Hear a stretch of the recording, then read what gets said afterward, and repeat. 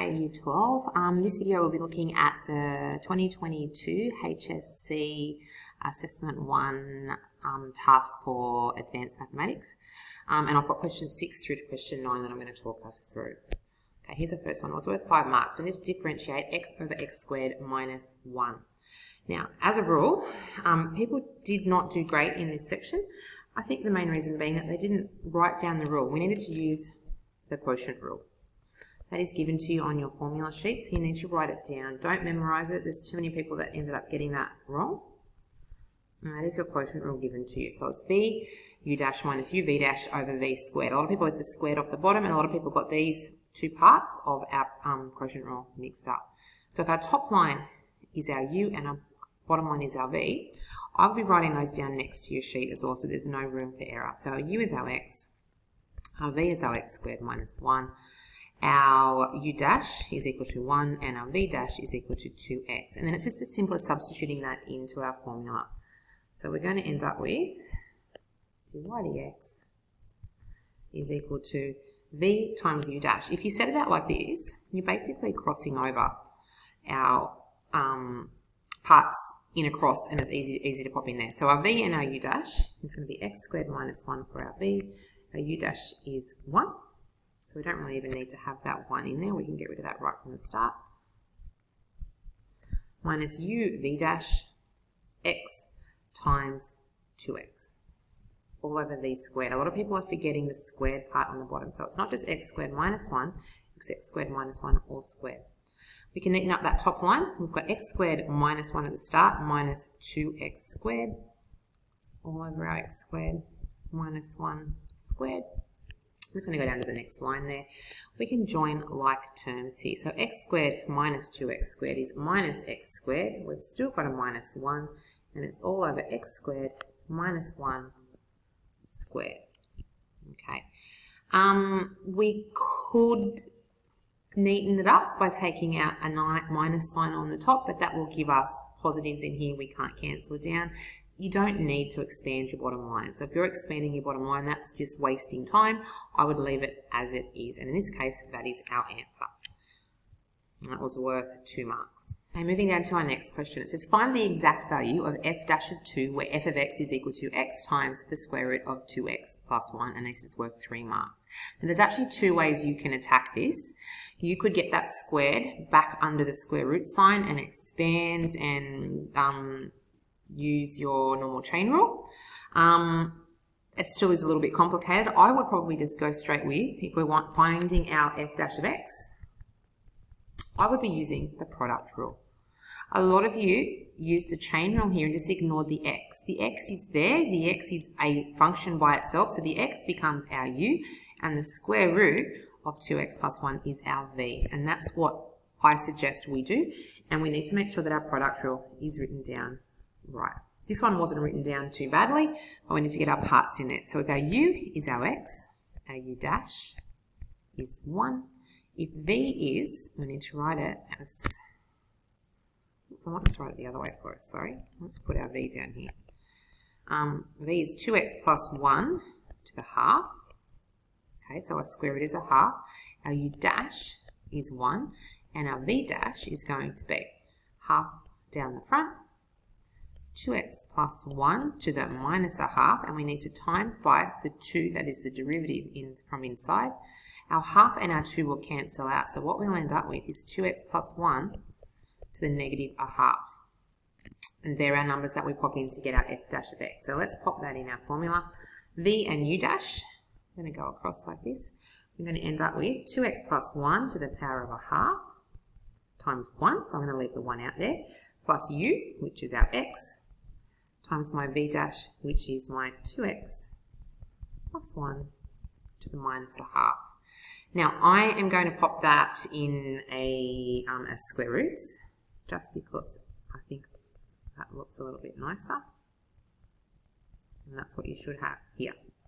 Our minus brings the square root down to the bottom. Now, a lot of people tried to then go and neaten this up and make it over a common denominator. That is great if that's what it asked. It didn't ask you to do that.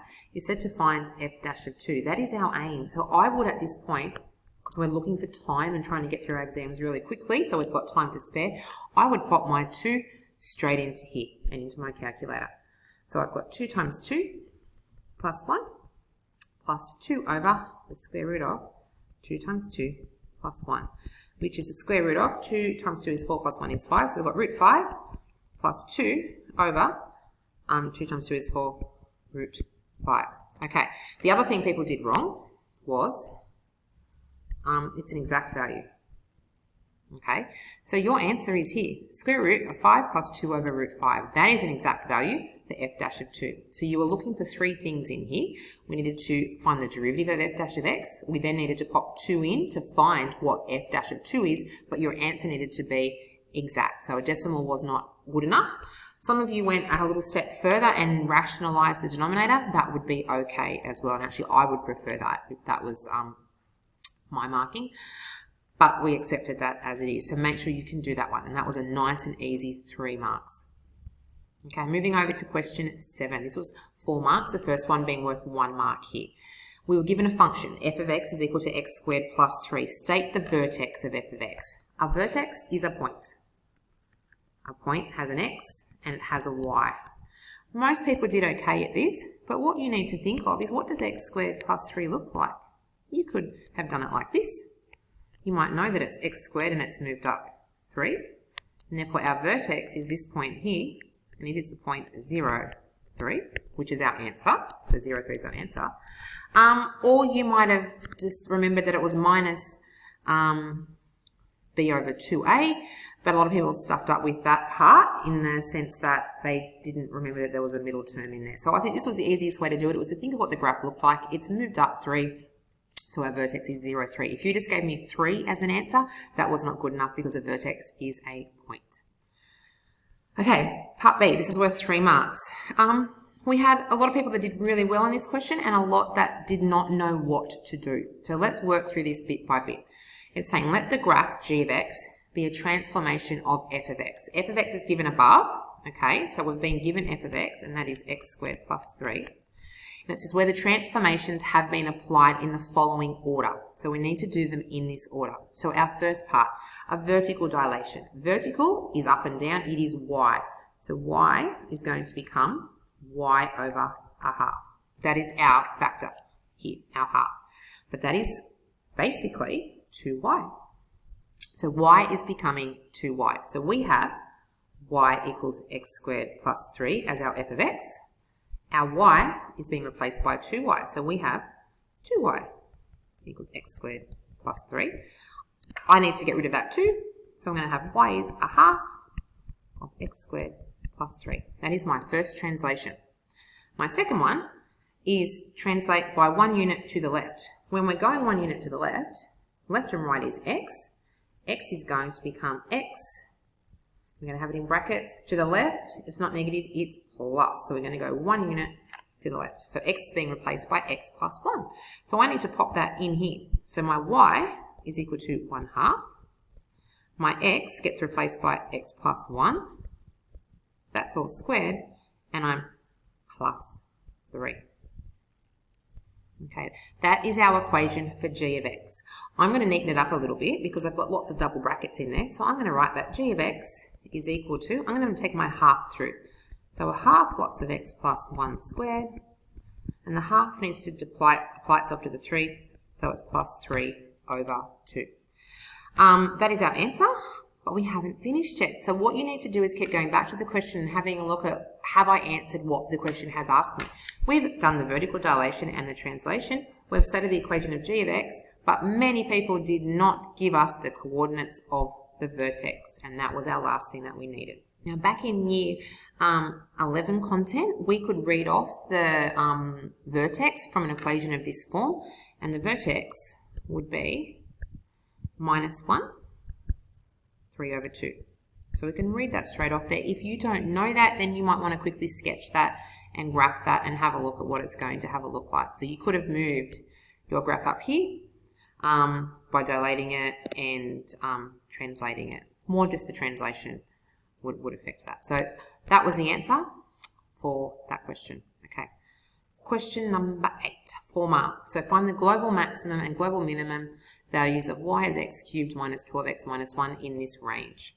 Generally, when you're given a range like that, it relates back to a global max and global min question. But what you need to make sure that you're doing in this question is not only finding the maximum and minimum stationary points of this curve, you also need to plug in these end values to decide whether or not the values for y relating to these x values are bigger than your maximum and minimum, and that is what a lot of people did not do.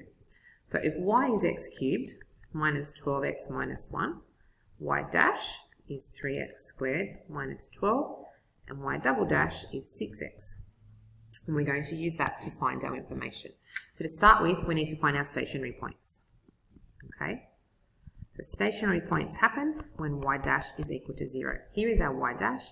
So 3x squared minus 12 equals 0.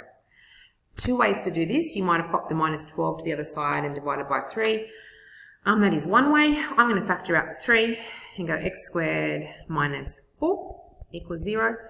I don't need to worry about setting the 3 to 0, but I can look at here. X squared minus 4 is a difference of two squares. X minus 2, x plus 2 equals 0. So x is equal to plus or minus 2 are my stationary points. If you didn't see that, okay, what a lot of people did, which was okay, you had 3x minus 12 is 0. So we're back to this point.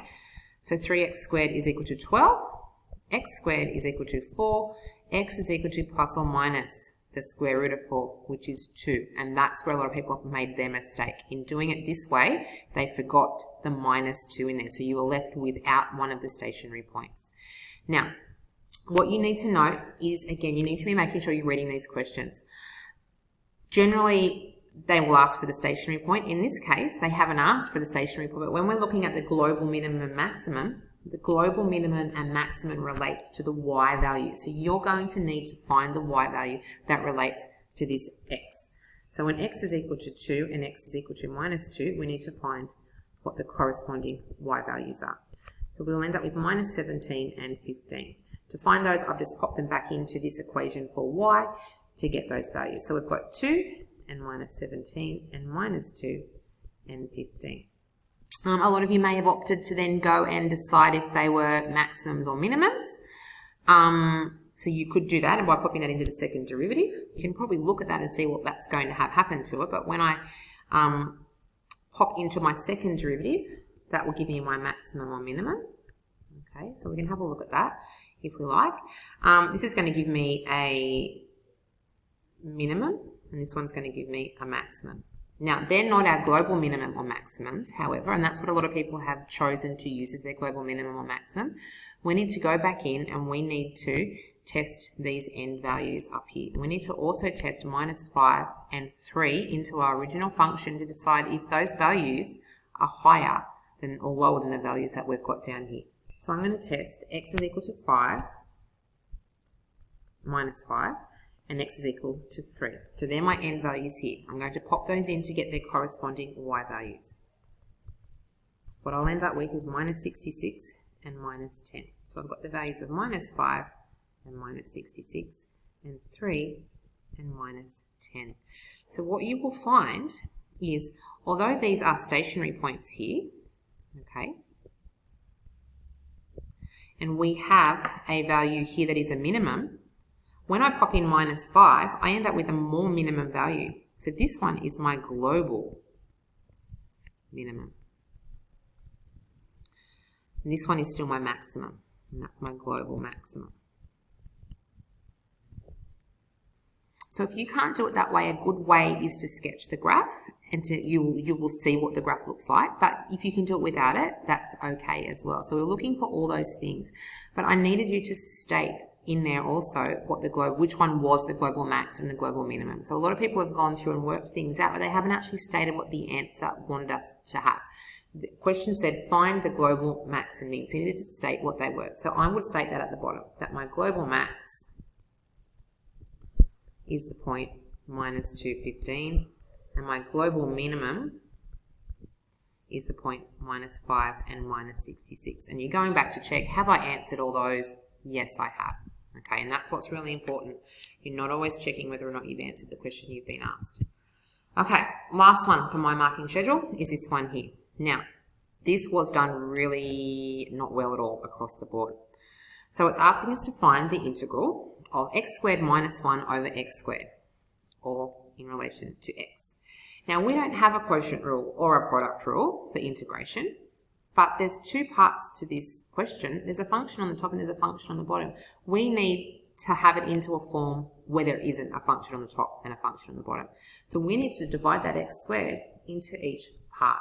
If you haven't done that, you have not done the right question, the right solution, sorry. X squared over x squared minus 1 over x squared. I'm going to simplify it. X squared over x squared is 1, and we can leave the 1 minus x squared in there. I can work with this question now, okay? It is now in a workable form. This is not a workable form. So if you've gone and differentiated the top, what a lot of people did was went x to the power of 3 on 3 minus x to the power of 3 on 3. People did limits, people did all sorts of strange things. All you needed to do was make sure that your question was in a workable form, and this is workable. What we can then do is write out x to the x squared on the bottom as x to the minus 2. And now I can do my answer. Integrate each part separately. When I integrate 1, I get x.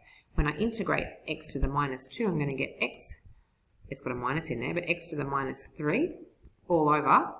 Oops, sorry. Hang on. I did the mistake that we all do then. Sorry. I'm going to add 1 to the index. I'm going to have x to the minus 1 all over minus 1. And I need to add a constant term. Please don't leave it like this. Let's neaten it up. I don't like a minus on the bottom line. The minus will come up and make this minus in here a plus. And this x to the minus 1 is going to go on to the bottom, and I have a plus c. Fairly straightforward question. If you didn't get that right, you need to go back and have a look at these. We did these in the textbook, and you should have practiced a lot of these in your class time. Okay, they were the sections that I've marked.